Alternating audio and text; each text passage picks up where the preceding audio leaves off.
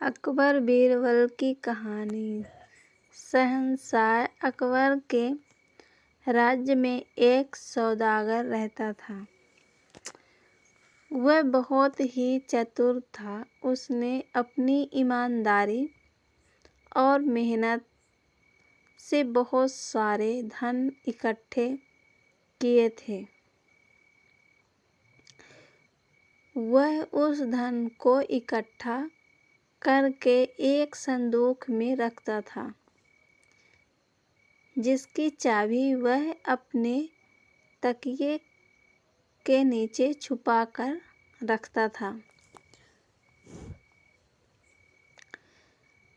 उसे अपने धन से बहुत लगाव था। उसे हमेशा उसके धन के चोरी होने का डर सताता था। एक दिन सुबह उठकर हमेशा की तरह सौदागर अपने संदूक के पास जाता है। वह देखता है कि संदूक का ताला गायब है।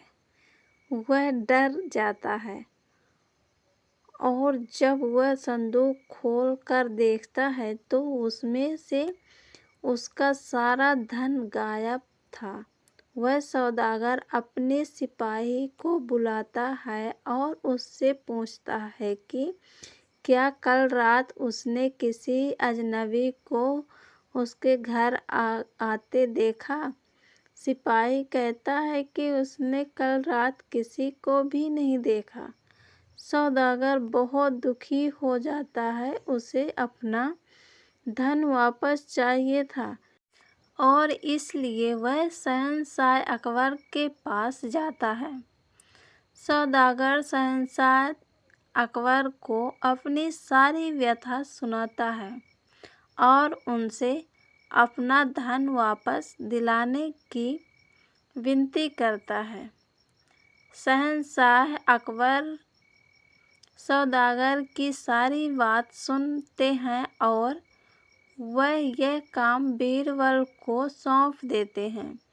बीरबल कहते हैं कि उन्हें लगता है कि यह काम किसी घर वाले का ही है, क्योंकि इतनी सफाई से चोरी वही कर सकता है जिसे पता हो कि संदूक की चाबी कहाँ रखी होती है।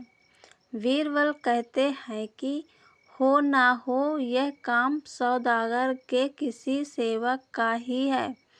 वह सारे सेवकों को शहंशाह के दरबार में बुलाते हैं।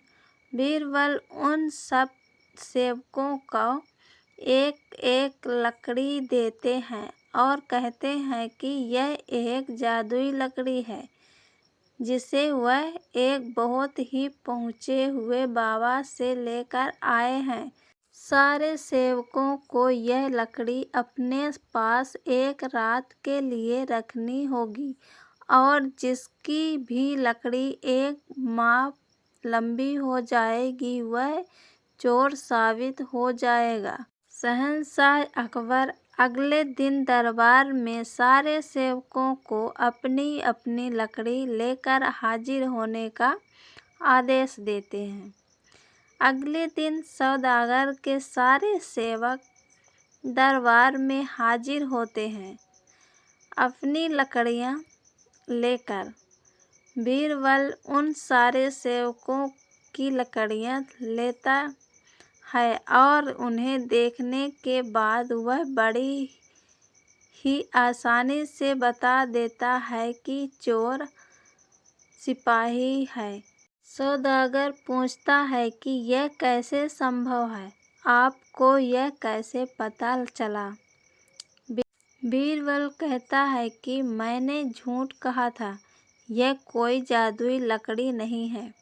पकड़े जाने के डर से सिपाही ने लकड़ी को एक माप काट दिया, क्योंकि उसे लगा था कि उसकी लकड़ी एक माप बढ़ गई होगी और इसलिए अब असली गुनहगार का पता हमें चल गया है। वह सिपाही अपना चोर होना स्वीकार करता है और अपने मालिक से माफ़ी मांगता है, वह अपने मालिक को उसका सारा धन वापस लौटा देता है और सौदागर उसे काम से निकाल देता है। इसी तरह अपनी चतुराई से बीरबल एक बार फिर से असली गुनहगार को पकड़ने में सफल होता है। ये कहानी पसंद आए तो लाइक और शेयर ज़रूर करिएगा।